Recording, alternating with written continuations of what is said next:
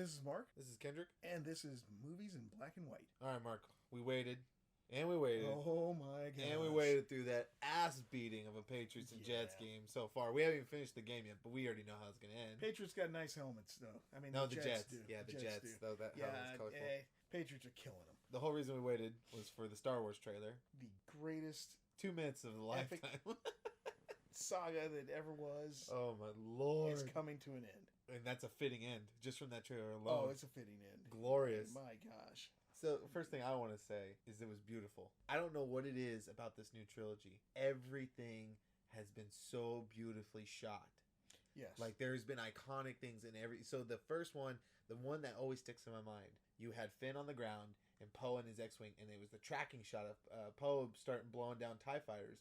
And then it cut down to Finn.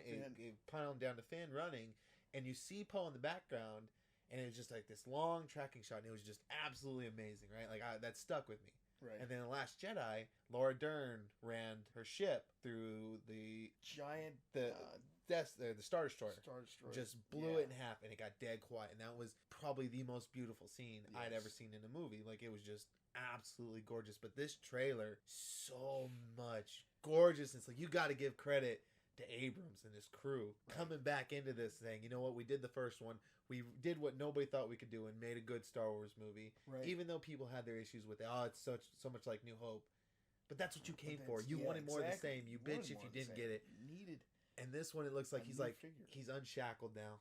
Let's do what I want to do. Mm-hmm. And oh my God, it was beautiful. It was awesome. The colors, the vibrancy of the greenery in the jungle when she's running through, the clarity of the scene when she's jumping, and it cuts from being in the woods to being on this ship, the wreckage. The conglomeration of fighters and ships that are, as the Falcon enters the screen. Oh, it is amazing. God. It is just amazing. Shit, the iceberg scene where you see the reflection of the water and the TIE fighters flying toward. I mean, it was just gorgeous, and I can't wait for this movie. There's so much to unpack from the trailer. We're not going to pick the trailer apart. It's just it's too fresh right now to really unpack it. But initial thoughts, it's beautiful. I can't wait. I have never been one to take a child to a theater.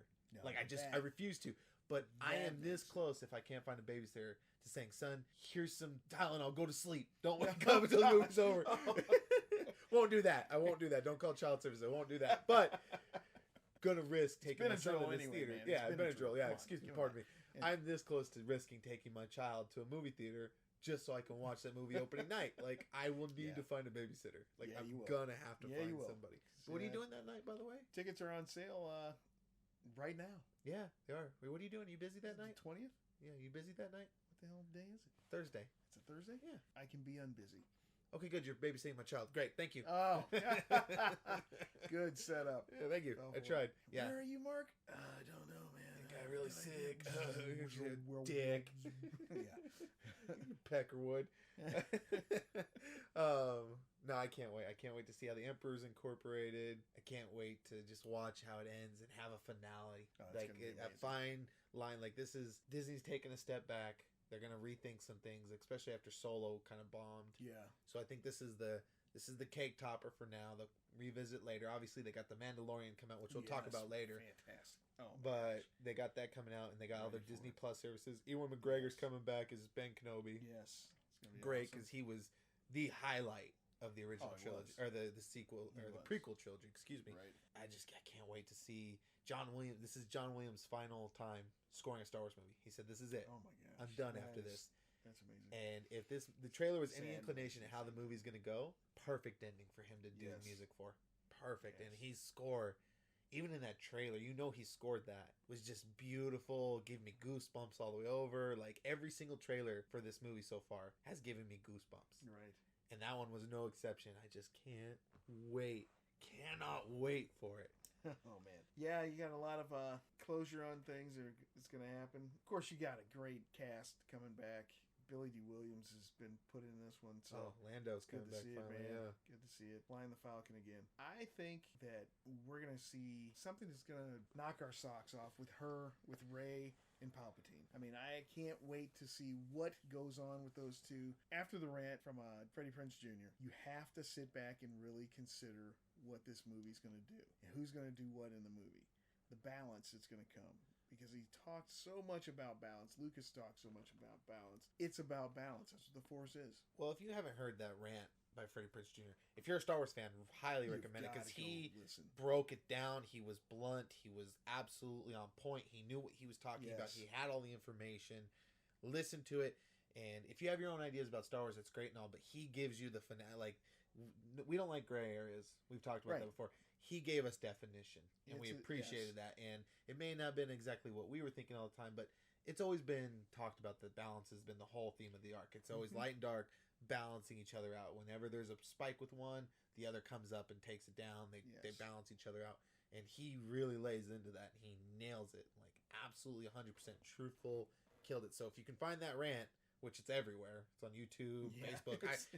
We watched it 2 or 3 times just to giggle at it. Definitely worth listening to. But we're going to walk away from that because I feel like we could talk about that just on that trailer alone for an hour.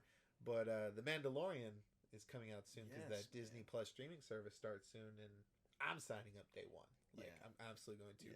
Just to watch The Mandalorian. Right. Because it's getting rave reviews right now. Rave reviews. I mean, just from every early press junket, killing it. Great direction, great screen, great visuals, everything.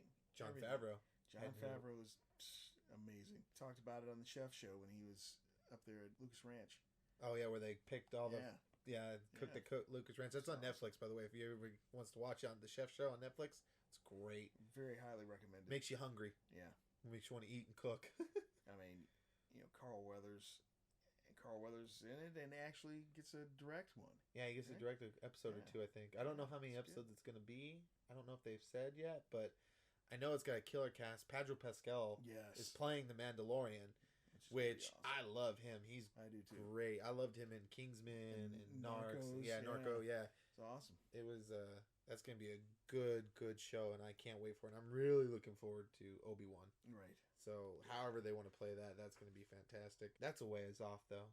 It is. Speaking of ways off, Jurassic World 3 starts filming soon. Wow. Which, funny fact for people, the guy that was supposed to direct Rise of the Skywalker, Colin Trevorrow, he stepped away. I don't know if they ever got told if he fired or stepped away, but he left the project, I guess, over creative differences. Mm-hmm. And he went back to go direct Jurassic World 3 because he directed the first one. Okay, you're right. Which the first one was amazing. Yeah, Second one had some issues. It was all right. It was like the Lost World of the Jurassic Park series. Right, exactly. I'm hoping this one is not Jurassic Park 3 because while Jurassic Park 3 was good, it was nowhere near the first 2. So I'm hoping this one breaks that trend and stacks up a little bit. And with the cast they got coming back, I mean, obviously Chris Pratt's coming back. Right. Sam Neill's coming in, Laura Dern's coming in, and Goldblum's coming back, hopefully for an expanded role. Fantastic. What was I'm drawing a blank on the lady's name that was in the movie with Chris Pratt. Help me out here. Oh, Redhead. Redhead. There it is. That's what we're looking for. Yeah. Her name was Claire in the movie. I feel really stupid for forgetting her name because I talk about her all the time. What's his name's daughter? Hammond. No. That was in No, her name is Bryce Dallas Howard. Yeah, she's a daughter of played Opie. Oh, Ron Howard. Yeah. Ron Howard, thank you. Yes, real daughter. Yeah, God, I was drawing such a brain fart there. Bryce Dallas Howard's coming back too. Okay. Most of the cast from the second one's coming back too, but I can't wait to see what they do. They did a short not that long ago directed by Colin Trevorrow, the Battle of Little Big Rock or Battle what was it called? Battle of Little Big Rock, right? Yeah, because they're in the out in the woods camping and the dinosaur attacks. Triceratops gets attacked by the T-Rex. Yeah. Yeah, that was a good short. If it's any inclination how the movie's gonna be, I'm in. Like they're gonna sell that. That's gonna be fantastic. Like that's gonna be a good one next year.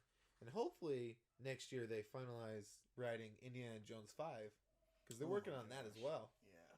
I wonder if they're bringing. I'm assuming they're gonna bring Ford back for it. I would hope so. You have to. I mean, who's Indiana Jones besides Ford? Well, who's Han Solo without Ford?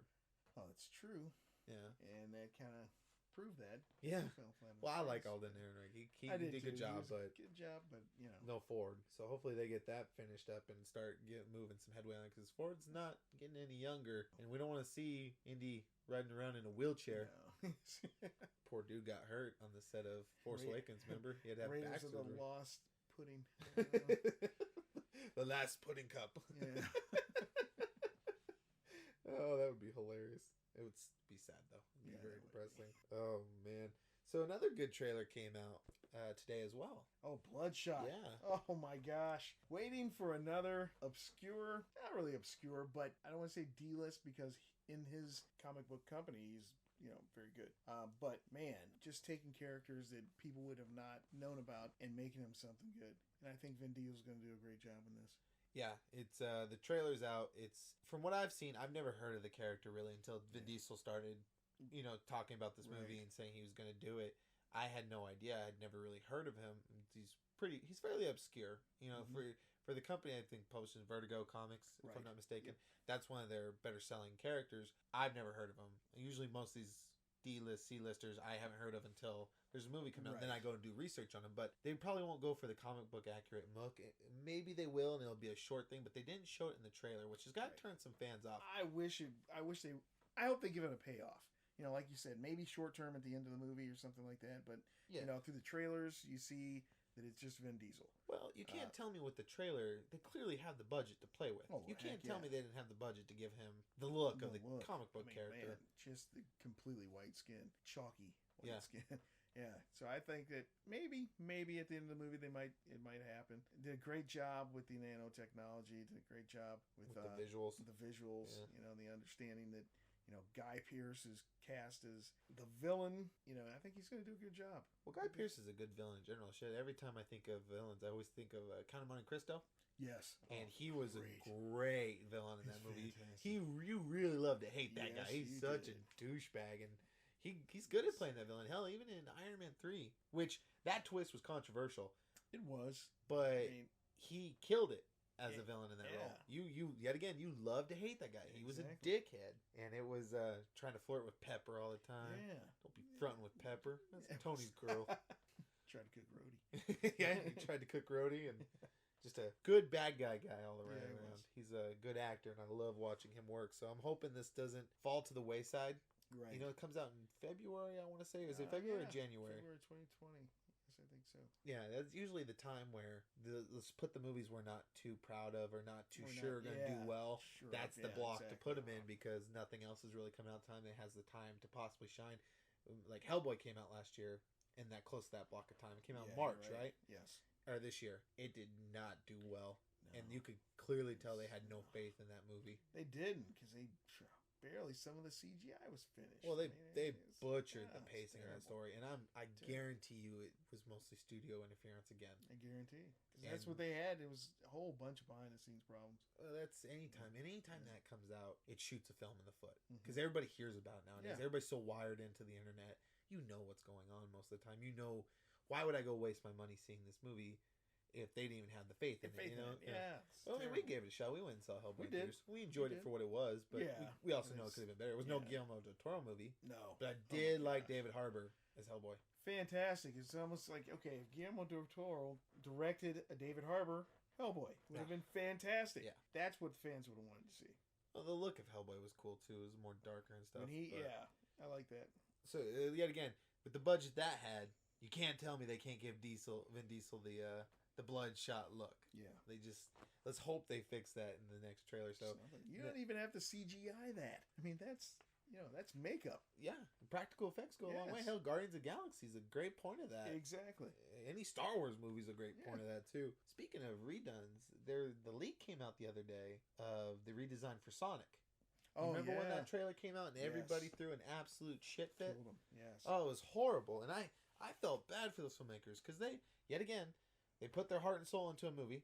They did all the work for it. They had the visuals going for that, and then the fan backlash was unreal. And granted, it wasn't the best look. Right. But you're making a character that's from an 8-bit video game, a 16-bit video game, into a live action. It's not going to look how you always thought it would. Character, exactly. And, I felt bad for them because they're like, oh, we want to give the fans what they want. But fans as a whole usually are toxic groups. They get very pissy and irritated if you don't give them exactly what they want.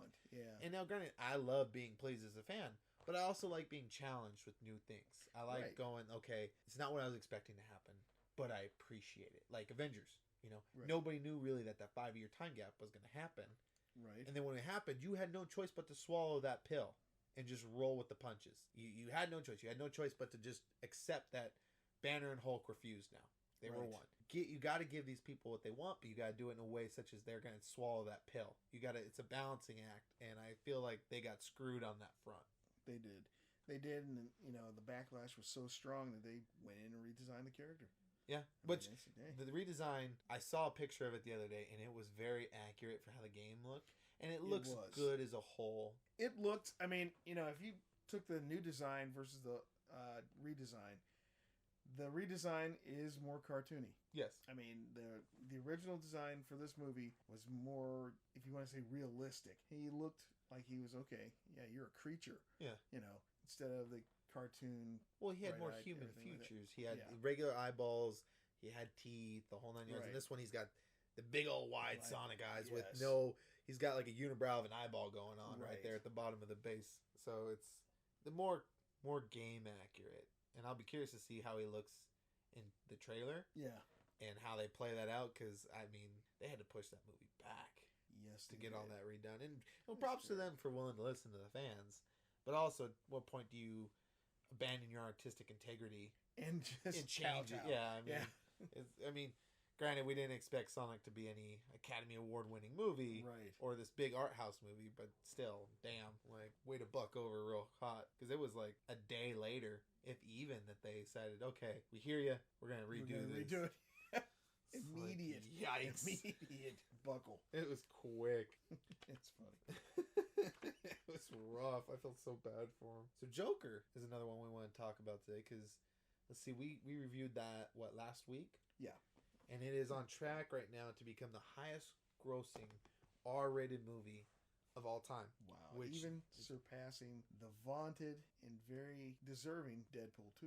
Which it's impressive. Like we talked about, we saw people going in droves to this movie. For a movie that was getting such bad publicity, like they always say, no publicity is bad publicity. Right. But for the threat of, you could get shot going to see this movie. Yeah, that's, people really kind of backed off. I actually heard that excuse once. I was like, I'm not going to see that movie. I'm not into getting shot. Well, shit, my mom was upset with me because I thought at first, she's coming down for the baby. Right. And I thought at first she was like, when she's like, are you going to go see Joker? I'm like, yes, I am. She goes, oh, no, don't go. I'm like, oh, you want me to wait to go see it with you? Because I might do that. And she goes, no, I don't want you to go see it. I don't want you to get shot. Well, okay, fuck. I'm really going to go see this movie now. Not going to miss out on this. But right now it's sitting at $737 million worldwide. Wow. Deadpool's 2 record is $785 million. And they're predicting that it could hit $900 million possibly. That's what you pretty much predicted. I predicted the 750 mark? You said 750 if I'm not mistaken, which is where it's at now. And I said I agreed with that, possibly 850. Right, okay. 9, I do remember saying that if it hit billion, that would be fantastic. But I didn't expect it to. But if it can do it, I'm all there for it. Like, I may even go buy a second tickets just to go see it again to push it over the edge. Yeah, exactly. That is impressive. That's impressive. Very well deserved, too. Yeah, I would have never thought it would have done that well. I loved it. I didn't either. It was great. But, man. It's very well deserved. And if anything, this should really push Joaquin forward for an Oscar nomination. Should. Academy Award or something. I don't care what it is. He needs recognition. He does for that role. That portrayal is amazing. Just another in a long line of Joker portrayals. Yes. Starting from Cesar Romero. My gosh. Well, speaking of Joker portrayals, with the new Batman movie coming out in 2021, they're announcing cast as they go, because they're casting for it right now. I know that Jeffrey Wright's being talked to for Commissioner Gordon, which is a great pick. Fantastic. I love Jeffrey Wright. He was in Interstellar. He was in Westworld. The character Bernard in Westworld is fantastic. First saw Jeffrey Wright in oh my gosh, what was that? Shaft. Peoples Hernandez. Shaft. And he's had a long list of credits before that. Even after that, he blew up after that, even his Broadway stuff. He's won 2 Tonys, an Emmy, and a Golden Globe. Yeah, it's just he's a good actor. You know what? I was very disappointed that we didn't get to see more of J.K. Simmons as Gordon, because I think that would have been great. Oh, I loved. Yeah, he was fantastic. But if they go with Jeffrey Wright, I'm even more on board with that, because you're changing up the script. You're going from a white character predominantly to a black guy, which I'm totally on board for. I'm always up for that when they shake that. Hell, when Michael B. Jordan got cast as Human Torch, and there was that huge backlash. I was like, what? I was like, you know what? As long as they keep the spirit of that character there, I'm on board. And Michael B. Jordan is an amazing actor. He is. He's very good. Unfortunately, that movie sucked ass. Sucked. Oh my gosh. Emo Doctor Doom. What are we going to do with that? That's just terrible. You can't have that. The first time I saw Jeffrey Wright was in, yet again, it's going to talk about Bond movies. He played Felix in Casino Royale and Quantum of Solace. And I love that guy. I was like, this good. I like his demeanor. I like the voice of his tone. Like, I could just listen to that guy talk. Right. And never have a problem with it. But they did announce Paul Dano is going to play the Riddler. Right. Which, that is an intriguing cast. I love that cast. I love that cast. I like Zazie Beetz as Catwoman, but yeah. It's not Zazie Beetz. Oh, no. You're crazy. It's Zoe Kravitz. Zoe Kravitz. Excuse me. Sorry. Yeah. I knew it was a Z. Yeah. Anyway, close.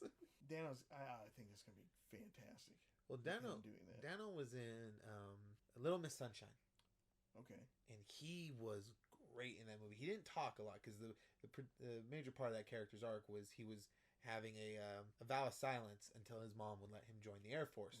But when he finally starts talking and interacting, and he did good with, you could tell when he was pissed, when he was angry, when he was happy, which he wasn't really happy too much when he was in his vow of silence, but you could see him emoting very well. Like, he was a very good presence to have.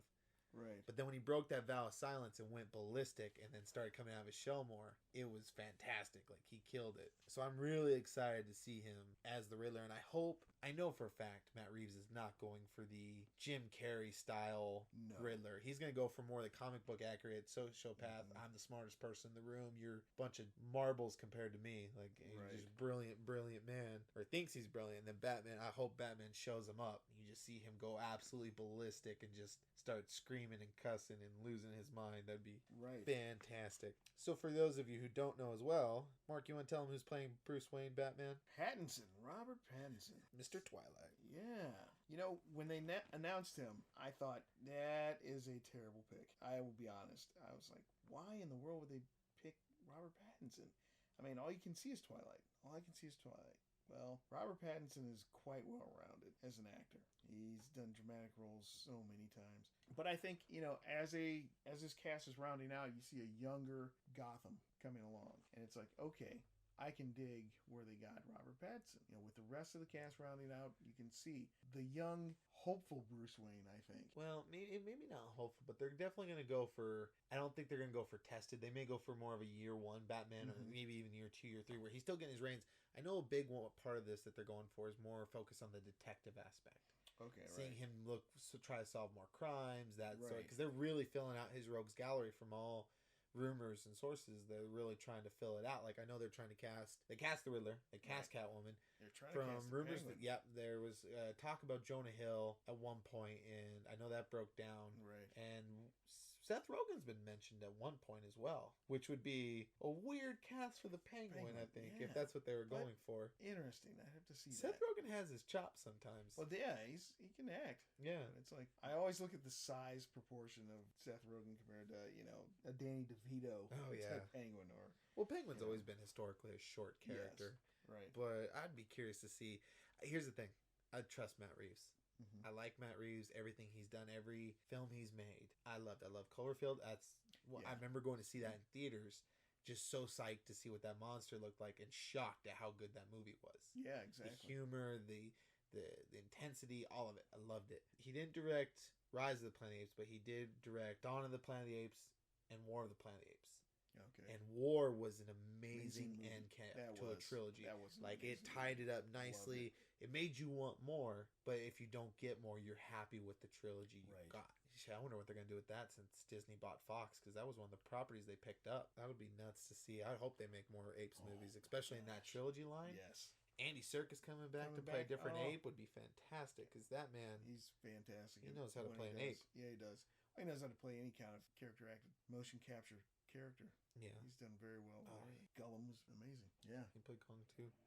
He played a lot of them. Well, for my thoughts on Pattinson, I was on board the second they announced it. Like, I remember you turned to me and you're like, "Do you see this shit?" And I'm like, you know what? Let's think about this for a second. Twilight was years ago. That was his foot in the door to really get him to stardom. You'd be stupid not to take a role like that you know is going to shoot you to stardom. True. Granted, they were not the greatest movies in the world, but they were popular with people. Right. And especially the women. They all loved it. And I read the Twilight books. I was in high school at the time they came out. All the girls were talking about them. I'm like, all right, maybe I'll have a chance to talk to some girls if I read these books. Right.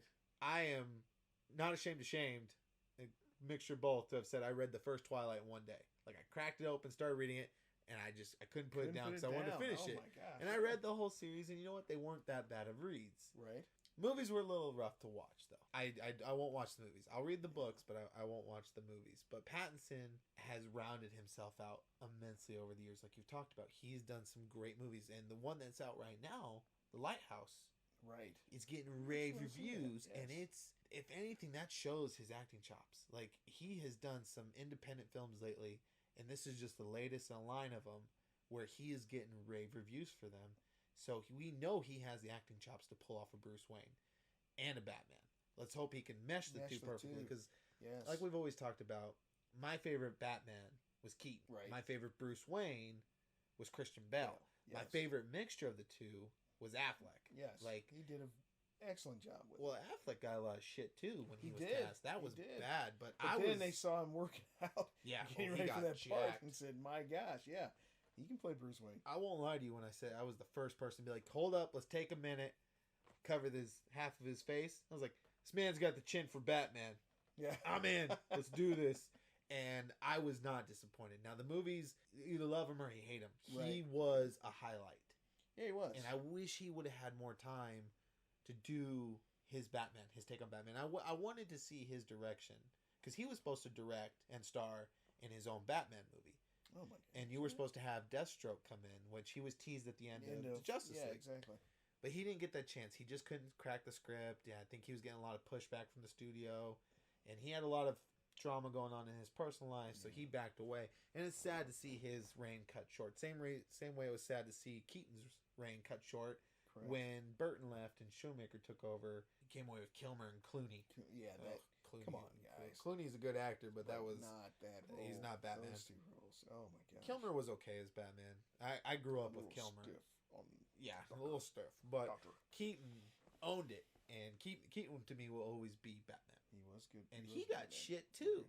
Like, I can't think of one actor that has played Batman that didn't get shit for him, because Keaton, if I remember right, Keaton had bags and bags of fan mail. This was before the internet, obviously.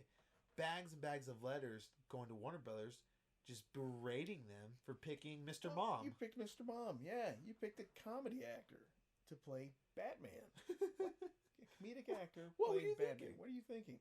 But every time, for the most part, it's worked out okay. Oh yeah, except for Clooney. That still the Batman and Robin. Come on, they went the wrong way with it.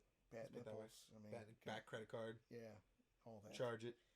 Yeah, it was Schwarzenegger. Yeah, it was Mr. Freeze. Which that was ingenious casting as a whole. If you're gonna do a 1960 style Batman movie, yeah. That's had to have been what they were going for with that. Had to be. Family friendly all the way through, except it was not very friendly. No. It's family oriented, but not very fun. But I'm really excited to see the Batman. I'm looking forward to see more of it comes out. I really am. I know that he tried on the suit the other day. Oh, yeah. Yeah, they came out with an article saying he tried on the suit and he felt like really transformative. And Matt Reed goes, "If you didn't, I would have a problem because you're in the fucking bat suit, man." And I was like, all right, you know what? Perfect hands. We're good here. Matt Reeves has got this. Like, if he's looking out for that kind of thing, you know he's going to take care of us with this movie. But it was really interesting, too, because like we talked about, Pattinson was in The Lighthouse with Willem Dafoe.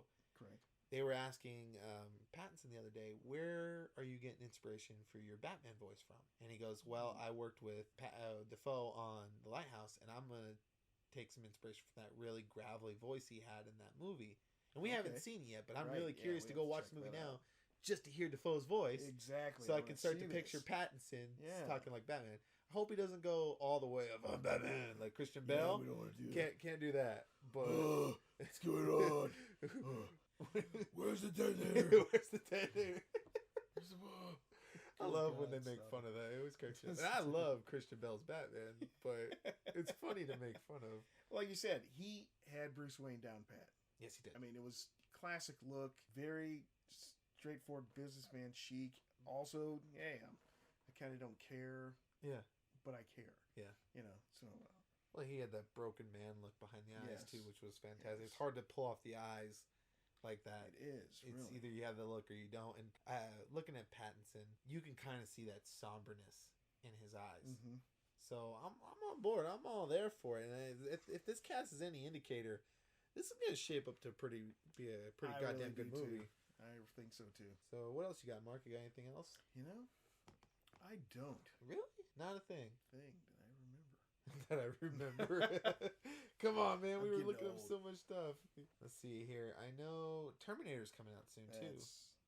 How do we forget Terminator? How That was a good one. That? Well, if these reviews are anything, it might not be that forgettable of a movie like the last three. Right. The early reactions, and this is on Twitter and stuff, which Twitter's usually not a good indicator for a movie's reviews. Not too much. But neither are critics sometimes either. Right. So, and usually, the Twitter responses they put on an article is the same guy over and over again. And it's not accurate. But they are giving it some pretty high praise. They're comparing it to T2, which is one of the highest renaissance in the franchise. Which that's impressive because we know James Cameron came back to produce this, obviously. And then they got Linda Hamilton back. Which Arnold, of course, is in it. Well, not only that, but they got the guy that directed the first Deadpool to direct this movie. And if that's any inclination, he was in good hands. Because Deadpool 1 was low budget. It was shot quickly. Yeah. And it came together perfectly. Because, he didn't have any permission to do anything yet, and then he still put out basically a trailer. Oh, fuck, we should go to the Alamo Drafthouse more often. This person wrote, went to Alamo Drafthouse expecting to see T2, and they had a surprise showing of Terminator Dark Fate. Definitely worth a watch if you're in the series. Serves as a worthy sequel to T2. The fuck does that ever happen when we go to the movies? Kidding. That's some bullshit. God damn, I'd be thrilled. Like, there's very few movies I got to go see early. The one that I'm really, I'm going to be like... Stephen Colbert, how he goes, I got to see Star Wars before anybody else. I got to see The Winter Soldier 2 weeks before anybody else. And I was an asshole about it, too. Everybody's like, oh, what'd you go see? Winter Soldier. What? It's not out for 2 weeks. I know. Just watch the movie. You're going to be mind blown. That was a much better movie than I got to see 2 weeks ahead of time. What's that? It was Shazam.